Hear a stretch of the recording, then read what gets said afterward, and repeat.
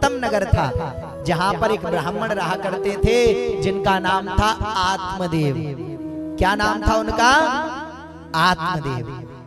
उनकी पत्नी भी थी, उनकी पत्नी का नाम क्या था? धुंधली। ब्राह्मण देवता बड़े संपन्न थे, धन था, सब कुछ था, लेकिन एक कमी थी उनके यहाँ। क्या? बोले संतान नहीं थी। संतान नहीं थी उनके यहाँ। कोई वृक्ष लगाते थे अपने हाथों से तो वृक्ष सूख जाता था, गाय बांधते थे, गाय बंधिया हो जाती थी। ऐसा विधाता का कौतुक था कि धन तो था परंतु संतान नहीं थी, बस दुखी रहते थे। सूत जी महाराज सुना रहे हैं कथा को कि एक दिन ब्राह्मण देवता जिनकी पत्नी इतनी कलेश वाली थी, इतनी कलेश करती थी कि जब तक पड़ोसी से लड़ना ले तब तक रोटी नहीं पचती थी, जब तक पड़ोसियों से ना लड़े तब तक रोटी नहीं पचती थी उसकी। और नाम भी क्या था उसका? धुंधली। और ऐसी धुंधलियां भैया हम तो आजकल खूब देखते हैं। जब तक पड़ोसियों की चुगली ना करे आए, जब तक पड़ोसियों के झगड़ा ना करवा दें, जब तक झगड़ा ना कर लें तब तक रोटी नहीं पचती उनकी। ऐसी धुंधलियां आपको हर गांव में मिल जाएंगी, हर पड़ोस में मिल जाएंगे आपको। ऐसी थी धुंधली। पत्नी जब इतनी क्रूर थी तो आज पतिदेव रुष्ट होकर के जाने लगे मरने के लिए।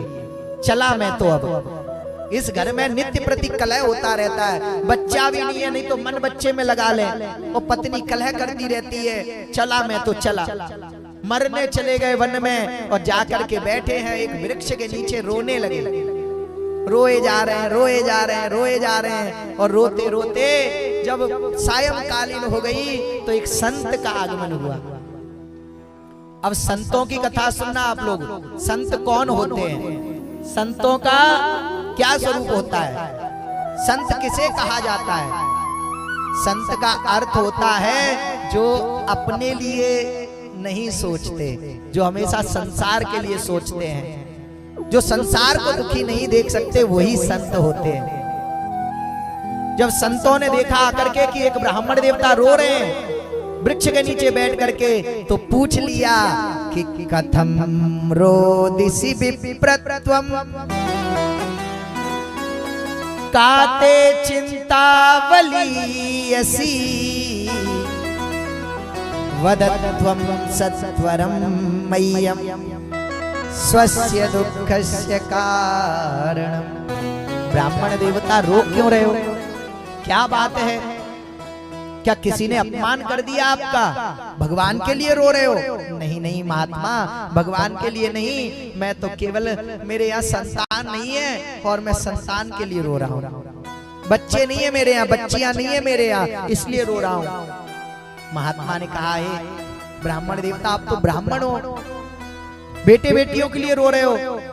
अरे बेटे बेटी किसका नाम कमा करके देते हैं? क्या तुम्हें पता है तुम्हारा बेटा बड़ा होकर के तुम्हें सुख देगा? पता है तुम्हें? क्यों रो रहे हो बच्चे बच्चियों के लिए? ब्राह्मण देवता ये बच्चे बच्चियां कुछ नहीं करते हैं, आपके कर्म। मीरा जी का कौन सा पुत्र था? अपना नाम स्वयं कमाया मीरा जी ने। ध्रुव का नाम कमा करके किसी पुत्र ने दिया? ध्रुव ने अपना नाम स्वयं कमाया। प्रहलाद ने अपना नाम स्वयं कमाया। तुलसीदास जी ने अपना नाम स्वयं कमाया। कालिदास जी ने अपना नाम स्वयं कमाया। रैदास जी ने अपना नाम स्वयं कमाया। जब सब अपना नाम स्वयं कमाते हैं तो फिर क्यों बेटे बेटियों के लिए रो रहे हो? ब्राह्मण देवता ये बेटे बेटियों के चक्कर में मत पड़ो, भगवान का भजन करो, भगवान का भजन करो, यही सार है। और वो संत कह रहे हैं कि हे आत्मदेव जी भगवान का भजन करो। और मैं देख रहा हूं तुम्हारे ललाट पर लिखा हुआ है कि एक जन्म तो छोड़ो 7 जन्मों तक संतान नहीं है तुम्हारे ललाट पर। जैसे ही आत्मदेव जी ने सुना, एक पत्थर पड़ा हुआ था और उस पत्थर पर सर पटक दिया तो संत पकड़ने लगे ब्राह्मण देवता। क्या हुआ क्या हुआ, क्यों पटक रहे हो सर को? बोले अभी तक तो मरने आया था कि मेरे भाग्य में पुत्र नहीं है, संतान नहीं है, अब तो इसलिए मर रहा हूं, आपके ऊपर मरूंगा। बोले क्यों? बोले अब आपने इतना और बता दिया कि 7 जन्मों तक संतान नहीं है, तो अब जी करके क्या करूंगा? संत ने कहा अच्छी ब्रह्म हत्या मोल ले ली हमने। आज संत ने कहा ब्राह्मण देवता ये फल ले लो आप। झोली से फल निकाला और दे दिया। जाकर के अपनी पत्नी को दे देना, भार्या को, और कह देना एक ब्राह्मण एक संत ने दिया है फल, जाओ तुम्हारे यहाँ संतान हो जाएगी। पंडित जी ले गए फल दौड़ करके और दौड़ते जा रहे हैं खुशी खुशी, और जाकर के कहा अरे ओ धुंधली धुंधली, अरे ओ धुंधली।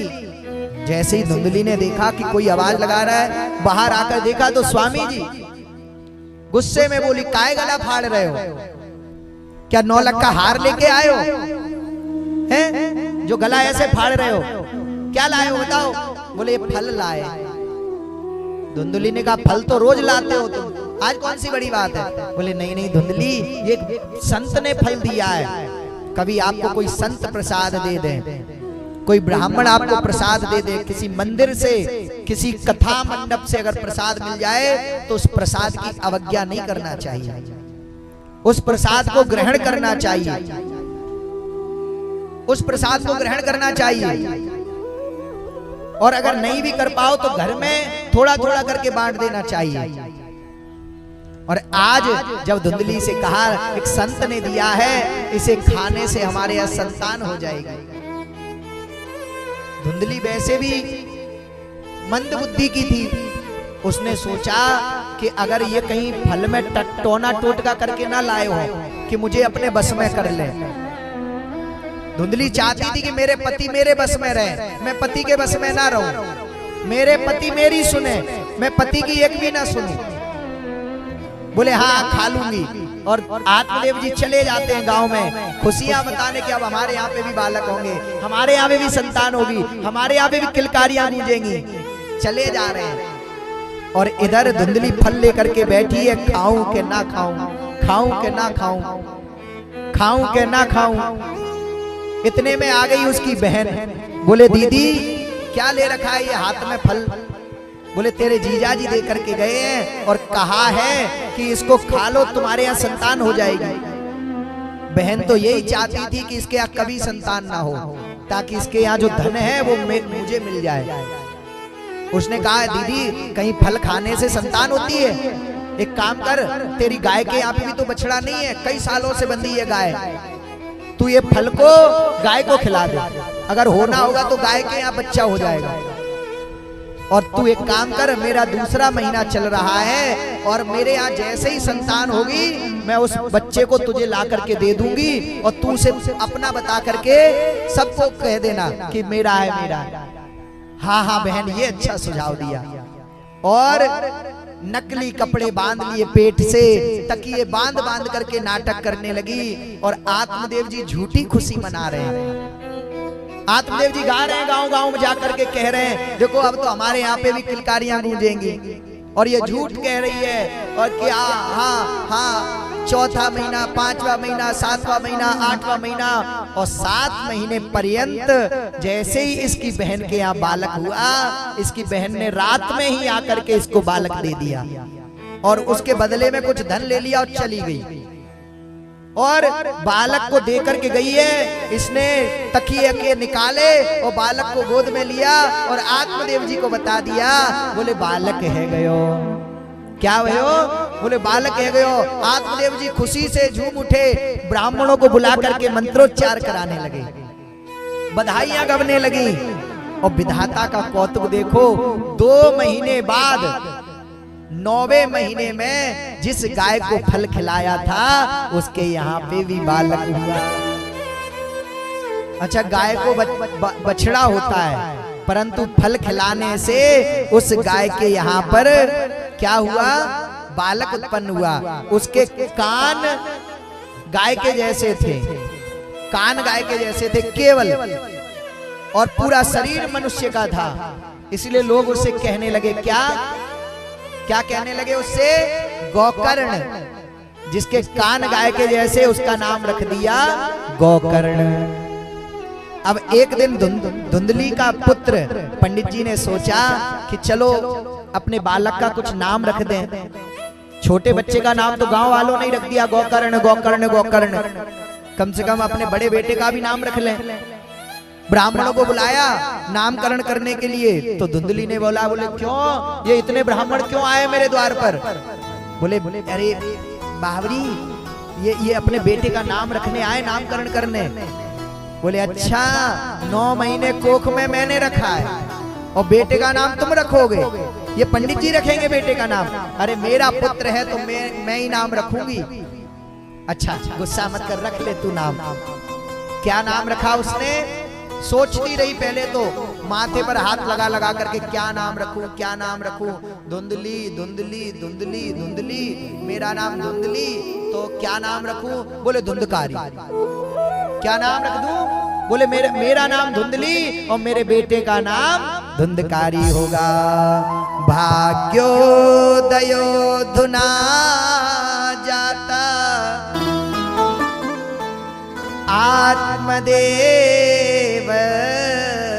आत्मदेवस्य पश्यता। और भाग्य का कौतुक देखो, जिन आत्मदेव जी के यहाँ संतान नहीं थी, संतों के आशीर्वाद से गाय को भी बछड़ा हुआ, घर में भी पुत्र हो गया, 2 पुत्र हो गए। और दोनों बड़े हुए और बड़े होकर के दोनों ने ख्याति प्राप्त कर ली, दोनों ने अपनी अपनी ख्याति प्राप्त कर ली। एक हो गया कुख्यात और एक हो गया विख्यात। और कुख्यात को आप लोग समझते होंगे, कुख्यात किसे कहते हैं? कुख्यात का अर्थ कैसा होता है?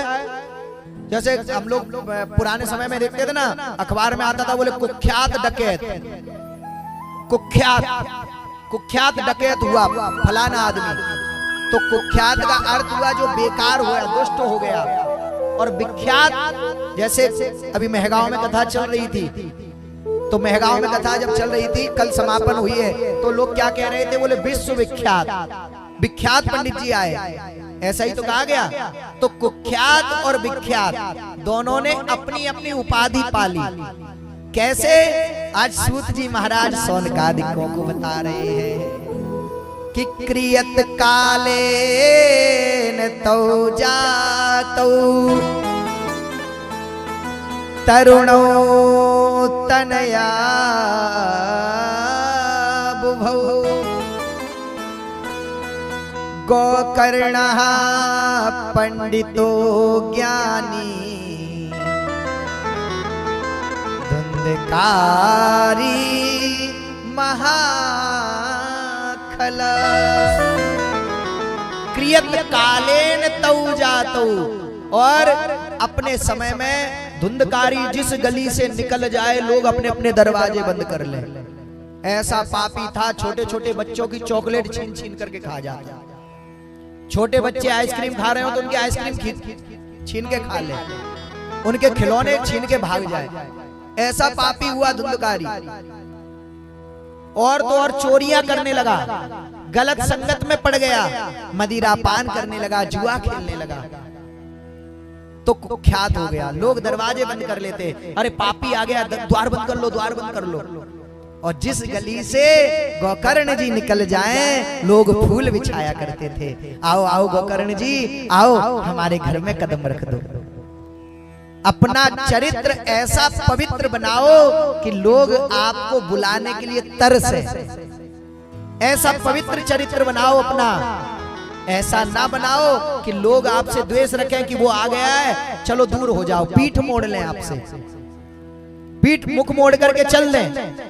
ऐसा नहीं, अपना ऐसा स्वभाव, अपना चरित्र ऐसा पवित्र बना लो कि लोग तारीफ करें आपकी पीठ पीछे भी। और आज गोकर्ण जी नाम कमा रहे हैं और धुंधकारी नाम डुबा रहा है। लोग जिस गली से आत्मदेव जी जाते थे और आत्मदेव जी से कहते, बोले पंडित जी एक बात कहें, बुरा तो नहीं लगेगा? बोले हाँ कहो। बोले गोकर्ण जी तो बड़े अच्छे हैं, लेकिन आपने अपने बड़े बेटे को नहीं समझाया, कितना पापी होता जा रहा है, लोगों से झगड़ रहा है, मदिरा पान कर रहा है, आए दिन झगड़ा, आए दिन मारपीट। पंडित जी ने एक दिन सोचा कि अब तो मैं चला इस जगत से, अब मैं नहीं रह सकता इतनी बुराई सुन सुन करके कि क्व तिष्ठामि क्व गच्छामि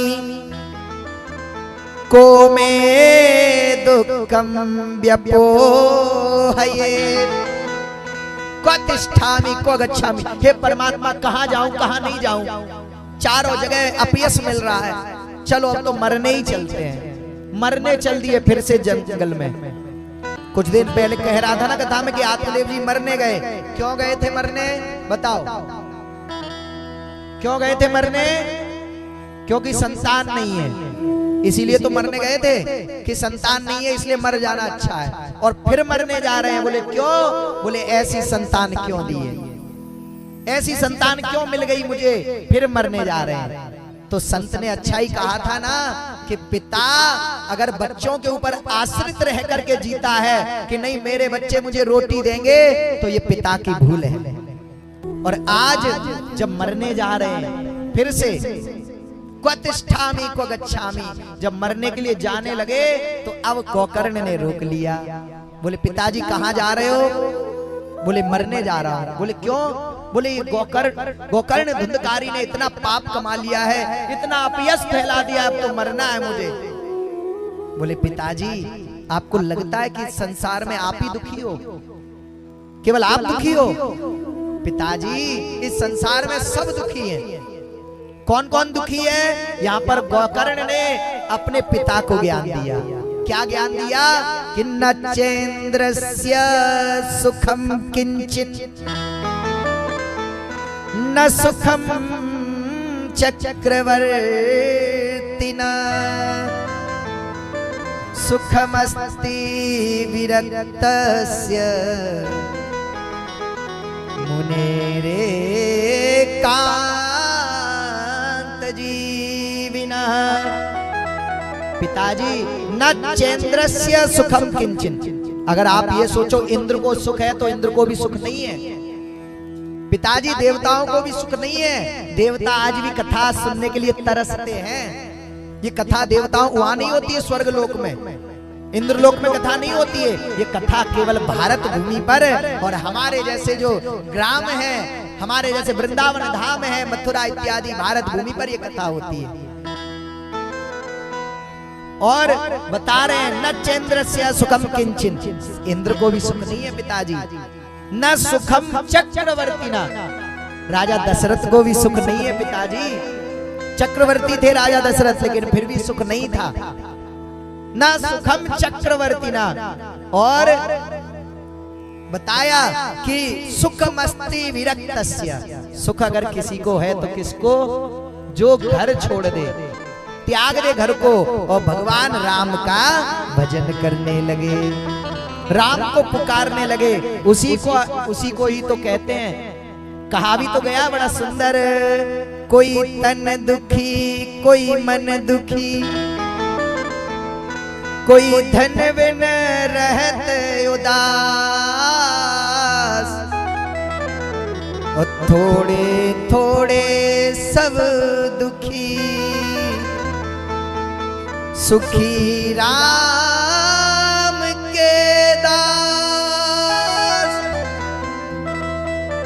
पिताजी कोई तन से दुखी है, कोई मन से दुखी है, कोई धन के लिए रो रहा है, लेकिन सुखी कोई है तो राम के दास।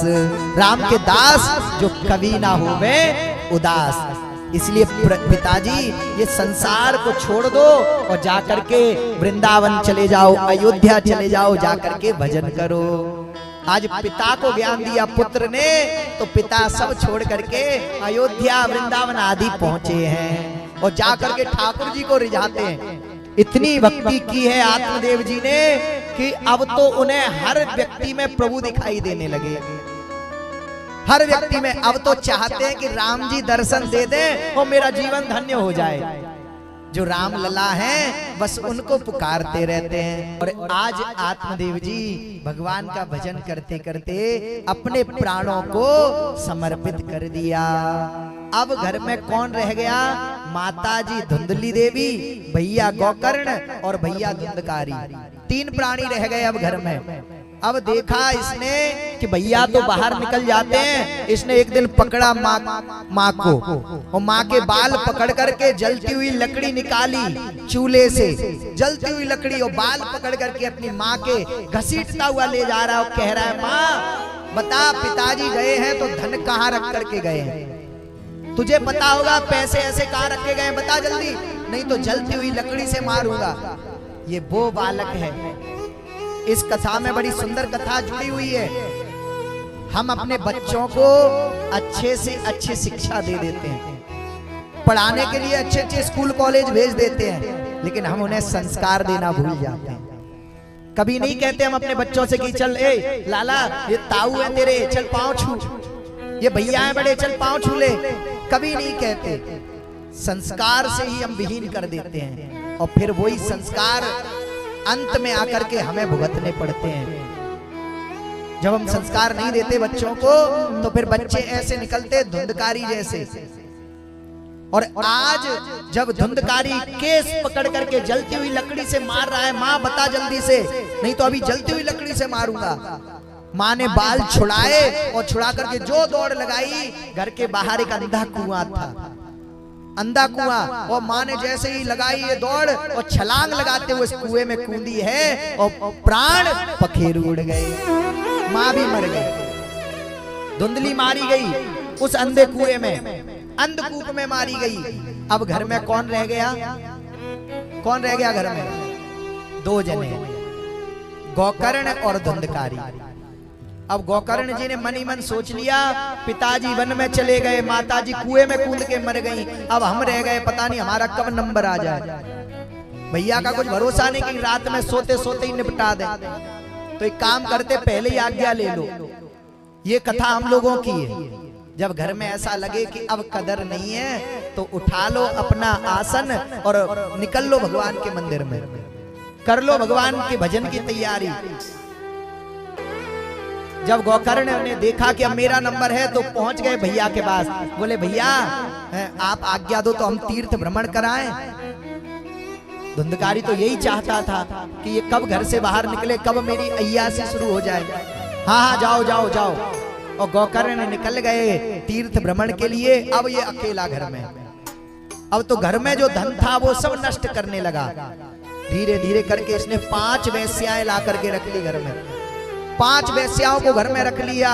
और अब जब घर का धन खत्म हो गया तो चोरियां करने लगा। और चोरियां करते करते एक दिन राजा उत्तम नगर के जो राजा थे वहां पर जाकर के बड़ा डाका डाल दिया इसने। इतना धन चुरा करके ले आया कि अब तो 7 पीढ़ी बैठ करके खा ले। जब इतना धन चुरा लिया तो क्या किया, उन वेश्याओं ने देखा ये तो चोरी करके लाया है, अगर कहीं राजा ने इसे पकड़ लिया तो इसके साथ साथ हम भी मारी जाएंगे, इसे तो सजा मिलेगी, हमें भी राजा कारागार में डाल देगा, तो क्यों ना इसको ही मार दिया जाए। सोते हुए धुंधकारी को रात में चारपाई पर लेटा था, खटिया पर, और चारपाई पर लेटे लेटे 4 वेश्याओं ने इसके दो हाथ पकड़ लिए, 2 वेश्याओं ने पांव पकड़ लिए, जकड़ लिए, और एक वेश्या जलते हुए कोयले ला रही है। क्या ला रही है? जलते हुए कोयले, और कोयले ला करके इसके मुख में भर दिए और ऊपर से मुंह बंद कर दिया। ये चिल्ला भी नहीं पाया। और इतना भयावह मौत हुई इसकी कि आज प्राण पखेरु इसके भी उड़ गए। उन ज्वलनशील कोयलों से जब हृदय में पर रक्त पहुंची है तो आज ये भी मृत्यु को प्राप्त हुआ। और कौन बन गया ये? महाप्रेत। कौन बना? मरने के बाद में महाप्रेत बन गया ये। अब गोकर्ण जी को पता चला कि पिताजी ने अपना देह त्याग दिया, माताजी कुएं में गिर के मर गई, अब धुंधकारी भी नहीं रहा। तो गए गया जी में जाकर के पिंड दान कर दिए, तर्पण कर दिया, नागवली, नारायणवली, त्रिपिंडी, श्राद्ध सब करा दिया। फिर घर पे आ गए और रात्रि कालीन उसी घर में सो रहे थे। इतने में आवाज आई एक सिंह की, जैसे शेर गरजता है ना बहुत तेज, शेर गरज रहा हो। गोकर्ण जी सो रहे हैं, जैसे ही देखा कोई आवाज आ रही है सोचा बहम होगा, फिर देखा वही शेर भैंसा बन गया, देखते देखते भेड़िया बन गया। गोकर्ण जी डरने लगे। गोकर्ण जी ने तुरंत जल लिया अंजनी में और जल लेकर के संकल्प पड़ा, तिथिर विष्णुर तथा वारो नक्षत्रम विष्णुरेव च। जो जल लिया और जो जल फेंक करके मारा, कौन है प्रकट हो जा मेरे सामने। तो बोल उठा अहम भ्राता त्वदीयोऽस्मि धुंधकारीति नामता। अरे भैया मैं कोई और नहीं, अहम भ्राता त्वदीयोऽस्मि, मैं आपका भाई धुंधकारी हूं। धुंधकारी नाम है मेरा। गोकर्ण जी ने पूछा मैं तो आपका पिंडदान करके आया हूं गया जी में, इलाहाबाद प्रयागराज में, फिर भी आपको मुक्ति नहीं मिली।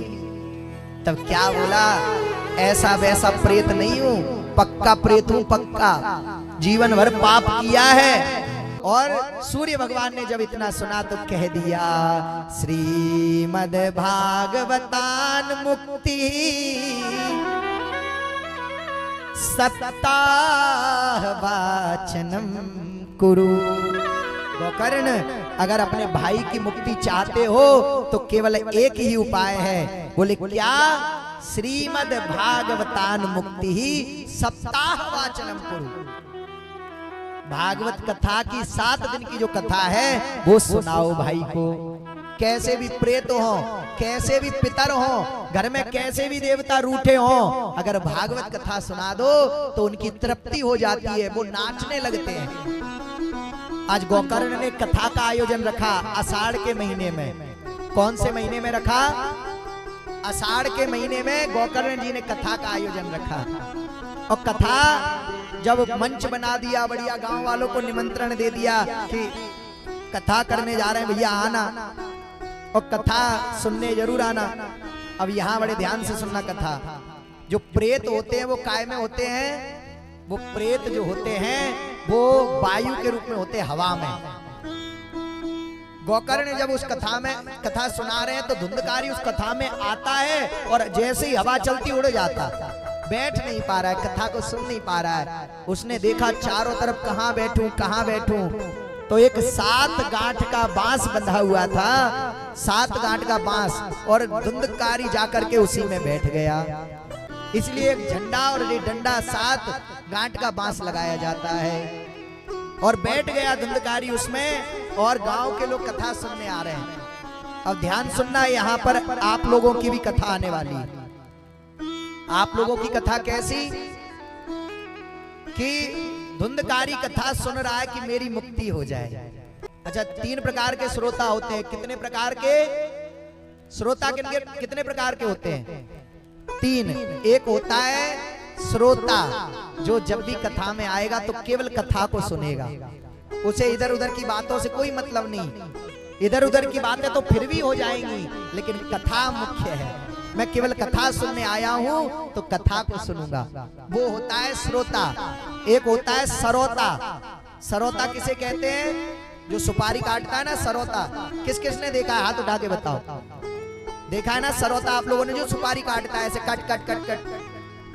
तो एक होता है सरोता, जो कथा में आएगा तो सही, लेकिन कथा में कमियां देखेगा, जो चल रहा है उसको काटेगा, कथा की बातों को काटता जाएगा और चारों तरफ बस ध्यान रखेगा, ये नहीं हुआ, वो नहीं हुआ, ये नहीं किया, वो नहीं किया। वो होता है सरोता। और एक होता है श्रोता। श्रोता जो एक मुखी होता है, जो केवल कथा सुनने आता है। मेरे गोविंद की कथा निकल ना जाए, मैं उस ठाकुर की कथा को सुनने आया हूँ। तो हम श्रोता बन करके आए हैं। और उस कथा में श्रावण महीने के आषाढ़ के महीने की कथा थी, और आषाढ़ में कथा सुना रहे हैं गोकर्ण जी, लेकिन सब श्रोता जितने भी आए थे वो सरोता बन करके आए थे। लेकिन श्रोता एक था, कौन? धुंधकारी। 7वें दिन की कथा जैसे हुई, उस बांस में से जैसे ही ग्रंथि भेदन हुआ और गोकर्ण ने देखा कि धुंधकारी दूत बन करके प्रकट हो गया। सर्वांग सुंदरम दिव्यम निर्मलम कनक प्रभम। सर्वांग सुंदरम दिव्यम।